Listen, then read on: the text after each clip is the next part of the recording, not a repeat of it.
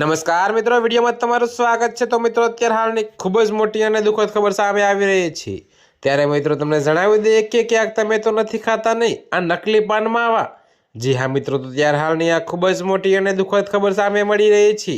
ત્યારે મિત્રો તમને વિગતવાર જણાવી દઈએ કે ધોરાજીમાં નેવી ટાવર વિસ્તારમાં પોલીસે નકલી પાન મસાલાના કારખાના પર દરોડો પાડ્યો છે।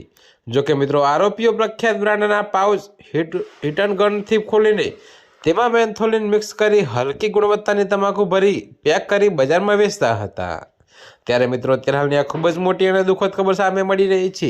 ત્યારે મિત્રો તમને વધુમાં એ પણ જણાવી દઈએ કે પોલીસે 230 નકલી પેકેટ્સ તમાકુ packing machine heat and gun અને પેકિંગ રોલ જપ્ત કર્યા છે। જોકે મિત્રો આ ઘટનાથી બ્રાન્ડેડ પાન મસાલાના ગ્રાહકોમાં ચિંતા વધી છે।